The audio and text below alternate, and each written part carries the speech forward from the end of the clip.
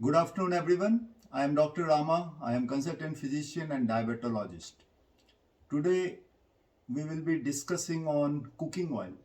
Now, this is very important because हम Indians we like to eat cooked food items. हमें cooked food खाना खूब पसंद होता है. Unlike the northeastern people who like eating boiled food. So whenever हम लोग cooking करते हैं तो हमारा जो cooking oil है वो राइट है कि नहीं, ये बहुत इम्पॉर्टेंट है. क्योंकि कुकिंग ऑयल के ऊपर में जो भी हमारा विचार है वो या तो फैमिली ट्रेडिशन से आया गया है या फिर इंटरनेट में कोई ऑनलाइन एक्सपर्ट से हमें वो एडवाइसेस मिलते हैं और हम अपना कुकिंग ऑयल चूज़ करते हैं. नाउ ऐसा देखा गया है कि India is a very large country where you find number of states, और यहाँ पर हर एक प्रांत या स्टेट में कुकिंग ऑयल का यूज़ डिफरेंट है. अगर आप साउदर्न इंडिया में जाएंगे और अगर आप केरल में जाइएगा तो you will find use of coconut oil. अगर आप ईस्टर्न पार्ट में जाइएगा you will find mustard oil is use as cooking medium. अगर आप गुजरात में जाइएगा you will find sunflower oil या फिर घी का इस्तेमाल होता है खाना बनाने में. इवन अगर आप कर्नाटका में जाइएगा you will also find lot of use of sunflower और सैफ्लावर ऑयल. तो ये जो ऑयल का यूज होता है ये स्टेट स्टेट डिफर कर रहा है, और आजकल ओलिव ऑयल का भी यूज़ काफ़ी देखने को मिल रहा है and it has become one of the status symbol. अब क्वेश्चन ये है कि इंडिया में you will find that tons of palm oil. Palm oil एक तरह का वेजिटेबल ऑयल है जो कि हम लोग इंपोर्ट कर रहे हैं, और ये जो ऑयल है even though it's a vegetable oil ये चिप है. और यहाँ पर आप देखिएगा कि जितने भी बाहर में कुकिंग आउटलेट्स हैं जो रास्ते पे आपको पकोड़ा और सैंडविचेस और जो भी आपके फ्राइड आइटम्स मिलते हैं उसमें पाम ऑयल का काफ़ी यूज़ है. एंड इसका मेरिट डिमेरिट भी हम बाद में बात करेंगे. और यही पाम ऑयल को अगर आप हाइड्रोजिनेट कर देते हैं तो वो वनस्पति बन जाता है, और वनस्पति एक सब्स्टिट्यूट है घी का. और यह वनस्पति काफ़ी यूज़ होता है रेस्टोरेंट या फिर लो ग्रेड होटल्स में जो हम लोग जाकर जहाँ पर इसका इस्तेमाल करते हैं. इसलिए जानना ये ज़रूरी है कि कौन सा कुकिंग ऑयल हमारा किचन में आना चाहिए so that it will be healthy from health perspective. कौन सा हेल्दी है हमारा बॉडी में, कौन सा ऑयल को हम लोग इस्तेमाल करें.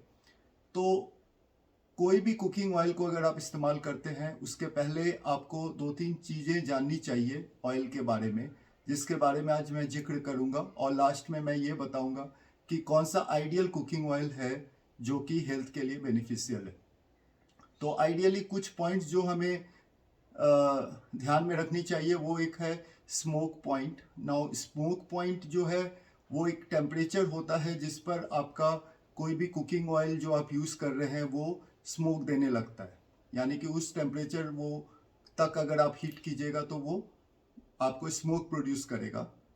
और देखा गया है कि बटर जो होता है उसका स्मोक पॉइंट काफ़ी कम होता है.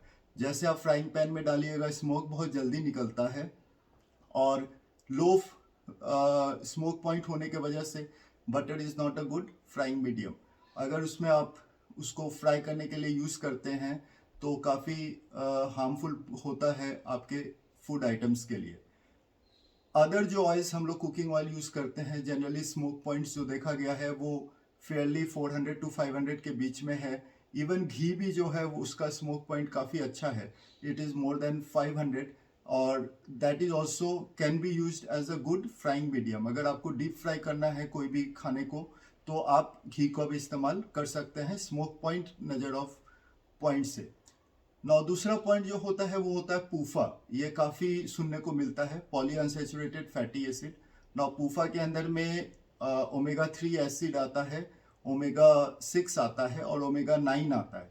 तो ओमेगा 3, 6 और 9 ये कंपोनेंट होता है पूफा का. और कोई भी कुकिंग ऑयल में हम लोग पूफा कंटेंट भी देखना चाहेंगे, क्योंकि देखा गया है कि ओमेगा 3 का अगर मात्रा ज़्यादा है ऑयल में, वो हम सब्सिक्वेंटली और डिस्कस करेंगे, तो वो ओमेगा 3 जो होता है वो एंटी एथ्रोजेनिक है. यानी कि आपके ब्लड वेसल्स में कोलेस्ट्रॉल्स को जमने नहीं देगा, वो ट्राइग्लिसराइड को भी कम करता है, और आपका हाई डेंसिटी लिपोप्रोटीन जिसको हम लोग गुड कोलेस्ट्रॉल बोलते हैं उसको भी बढ़ाता है, और लो डेंसिटी लिपोप्रोटीन को भी काफ़ी मॉडिफाई करता है कुछ हद तक। तो ओमेगा 3 का कंटेंट एक कुकिंग ऑयल में होना बहुत ज़रूरी है out of all the other पूफा oils. तो पूफा में 3 है, ओमेगा 3, ओमेगा 6 एंड ओमेगा 9, जिसमें ओमेगा 3 कंपोनेंट जो है that is very important for any cooking oil. So you have to be very careful in knowing this. तो जनरली देखा गया है कि अगर आप सनफ्लावर ऑयल यूज़ करते हैं या फिर सैफलॉयर ऑयल यूज़ करते हैं, इसमें पूफा कंटेंट काफ़ी अच्छा होता है, और उस रेस्पेक्ट से they are little more health beneficial. Third जो पॉइंट है वो है MUFA, that is mono unsaturated fatty acid. ना ये मूफा में जो होता है वो जनरली कार्डियोवैस्कुलर रिस्क फैक्टर्स में उतना उसका रोल नहीं है, लेकिन देखा गया है कि वो एंटी कैंसर प्रॉपर्टीज़ है उसमें, कुछ वो न्यूरोडिजेनरेटिव डिजीजेस को भी काफ़ी हद तक बचा सकता है। डायबिटीज़ में काफ़ी यूज़फुल पाया गया है मूफा को, और मूफा जनरली जो है ये वाला they are very much common in जैसे olive oil, and also they are very much rich in cashew nuts में मूफा काफ़ी होता है, एंड इवन आपका एलोवेडो जो खाते हैं उसमें भी आपका मूफा कंटेंट ज़्यादा है। Next point is cholesterol. अब ये याद रखिएगा कि कोलेस्ट्रॉल जो होता है वो जनरली उस कुकिंग ऑयल या सब्सटेंस में होता है जो एनिमल से आता है, तो इसलिए जितना भी आप वेजिटेबल ऑयल लेते हैं उसका अगर आप पीछे कंपोजिशन देखेंगे तो उसमें कोलेस्ट्रॉल 0 होना चाहिए। तो अगर कोई भी कुकिंग ऑयल में कोलेस्ट्रॉल दिख रहा है आपको, तो समझिए उसमें एनिमल फैट का इस्तेमाल किया गया है।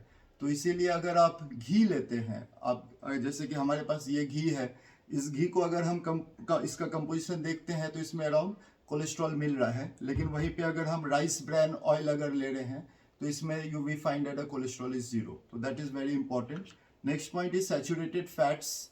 Now saturated fats is very important, क्योंकि सैचुरेटेड फैट जो है वो दोनों में ही आता है। आपका कोई भी कुकिंग ऑयल जो है जो एनिमल से आया है या फिर प्लांट से आया है, सैचुरेटेड फैट कंटेंट रहेगा। सैचुरेटेड फैट्स जो होता है वो काफ़ी हद तक हानिकारक है, क्योंकि कार्डियोवैस्कुलर रिस्क प्रोफाइल काफ़ी हाई रहता है सैचुरेटेड फैट का। इसीलिए कोकोनट ऑयल जो होता है उसमें सैचुरेटेड फैट कंटेंट बहुत हाई है, इट इज़ अराउंड 87%।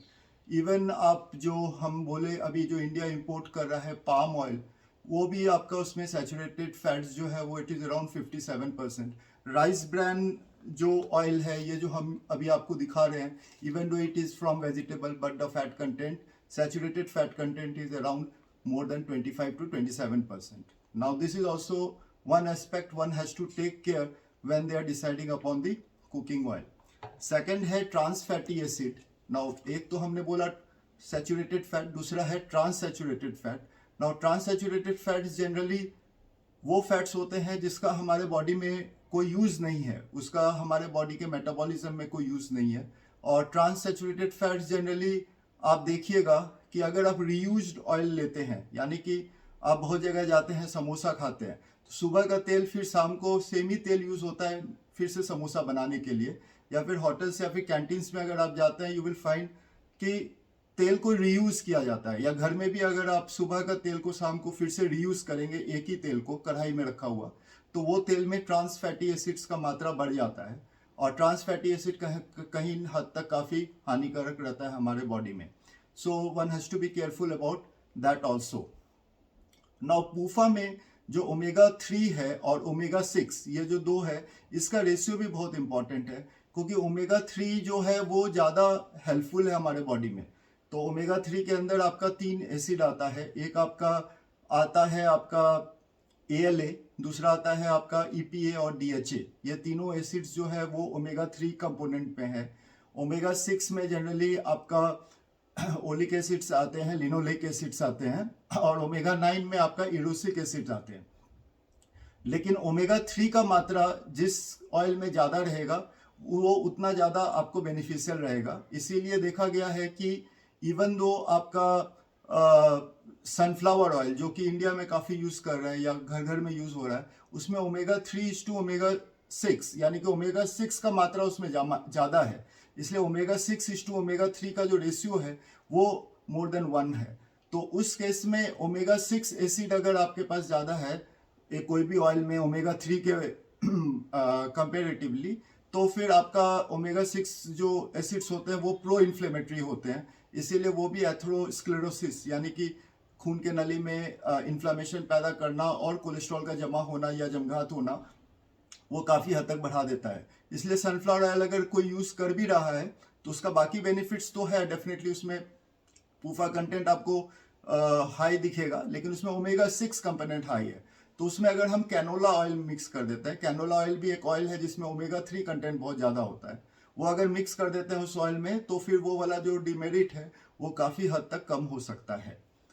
नेक्स्ट जो है कुछ कुछ एंटीऑक्सीडेंट्स आजकल ऑयल में डाला जाता है, उसमें एक है आपका टोकोफेरॉल। ये जो एंटीऑक्सीडेंट है ये जनरली क्या होता है कि प्लांट के जो सीड से जब हम लोग ऑयल निकालते हैं उस ऑयल के साथ साथ कुछ कुछ एंटीऑक्सीडेंट कंपोनेंट्स भी निकल आते हैं और वो उस ऑयल में मिक्स हो जाते हैं। उसका फायदा ये होता है कि कोई भी ऑयल में अगर पूफा है, that is polyunsaturated fatty acids अगर हैं, तो उसका ऑक्सीडेशन को रोक देता है, यानी कि जल्दी से उसको टूटने नहीं देता है। वो काम होता है इस एंटीऑक्सीडेंट्स का।